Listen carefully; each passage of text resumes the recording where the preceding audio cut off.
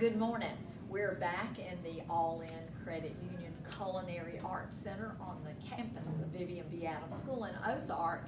And it's July, it's Southeast Alabama, so you know it is fresh tomato season. So we thought what we would do is give you 3 ways to take your tomatoes just a little bit further. At our house, we eat a lot of tomato sandwiches. That's one of our favorites. What do y'all generally do? We like fresh red tomato sandwiches. We like fried green tomato sandwiches. Oh, you get the bacon. Yes. We do a lot That of different sounds ways. delicious. That might be one we want to get later. Yeah. But today, what I wanted to do was take just a minute and show you just a couple of the different varieties we've grown in the tunnel house and around. We have had a lot of just what I would call the regular, more than likely this is a beefsteak tomato. We have grown some of the Roma tomatoes. They're more of a pear shape. They have a thicker skin. We have a world of these little baby cherry tomatoes. And then one of my favorites, and these I actually grew at home, is a Cherokee purple. It's an heirloom tomato, and the inside does have like a purple blush to it. But I am of the opinion, and Yvonne may disagree, that no matter what you're making, you can pretty much use any kind or variety of tomato that you have. And the dishes we're doing today, especially this first one, you can use those tomatoes that even have a blemish or have a bruise spot, because you can work around that. So we're gonna start out this morning. What we're gonna do is make a fresh salsa for you. This is a salsa that the recipe came to us from some friends actually in Texas, so we feel like it's somewhat authentic. But Yvonne is going to be our chef today, and I'm gonna guide her through the recipe. But you start with 1 large can of crushed tomatoes and pour them into a large bowl. And now, Yvonne, get about 1/4 of a can of water in there, because we may need it later. But you want to, a lot of this recipe is sort of kind of a little of this and a little of that. But on your crushed tomatoes, you want to put, 2 to 3 tablespoons of garlic. Just, whoa, Okay. just hold. Sorry. We may or may not need it. Okay. And I'm gonna do something I taught all my students not to do, which is measure Over over. the bowl.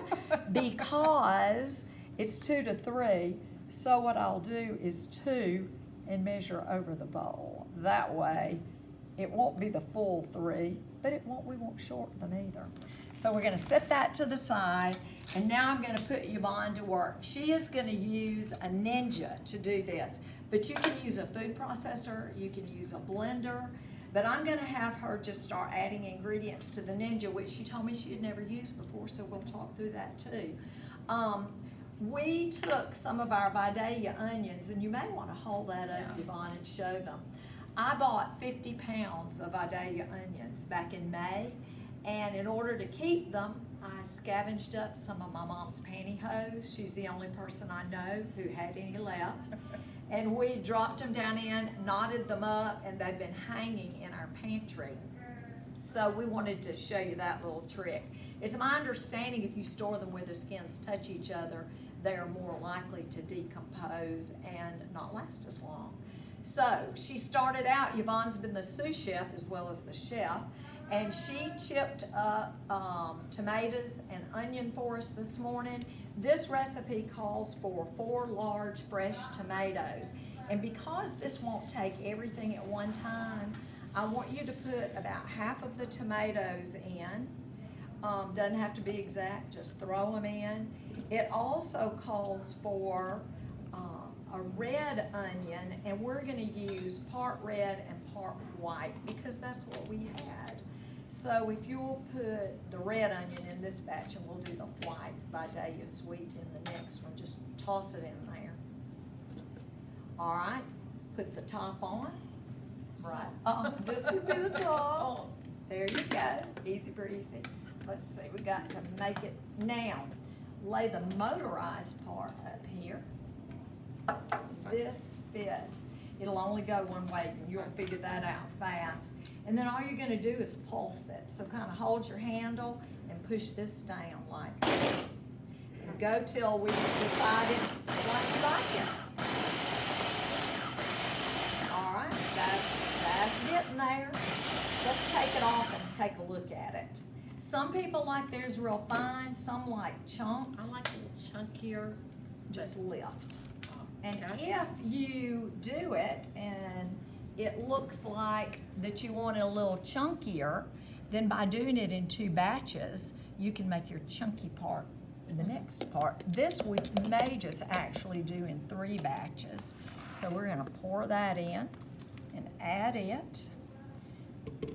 Put our blade back in. Now add the rest of the tomatoes.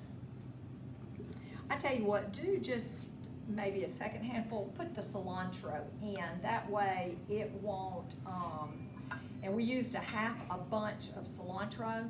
The thing I Use all like of it? about this, yes ma'am, is you can adjust it to your taste, but you don't have to stem it, just wash it, dry it off, throw it in, because when you ninja it, it takes the stems and all. Extra fiber. That's right, and let's just throw in those 2 pieces. We might can do all of this. Now, we also need to make a little room. We've got to put in some jalapenos. And the original recipe, they're looking for a fresh jalapeno. What I found is my crowd, and that's not, I'll use this, likes these that you buy that are jarred, and you can also adjust your level of heat. Now, these are hot, but I'm gonna just put a few of these in, and this is one of those taste it and change it as you go recipes. So that's probably plenty. All right, put her back together. Let's see if you remember the steps. Good job.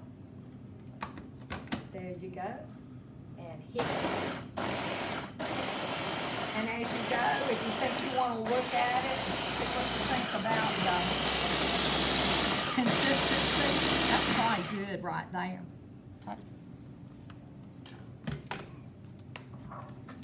All right. I like this appliance. I love my I like Ninja. this appliance. Now, I'm not And happy with this- some of the cilantro it needs to be. All right, let's do this. Let me see. It's a There we little- go. Needs a little Pop bit it more. down as you were doing, put the top back on and give it another whirl or 2. It smells wonderful. We were talking earlier Nice. about tomatoes, and I told Yvonne I wanted her to Google some trivia.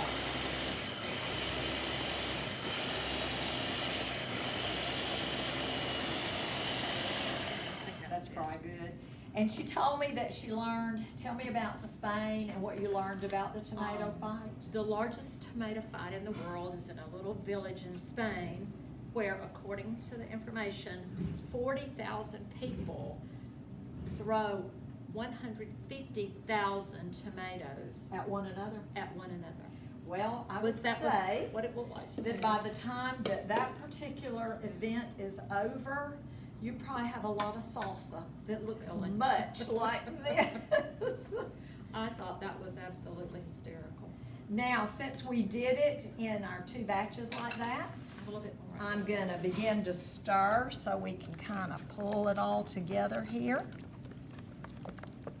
A little bit more. You could add bell pepper to this, you could add a green tomato to it. And one thing I've been doing with it at home is when we begin to dip it up into individual bowls, I'll often squeeze a lime over a portion of it because we like that. But there you go, easy breezy. And if you still want your tomato sandwich, make your sandwich, get your chips, and here's your side. We'll be back in a little while with some more ideas.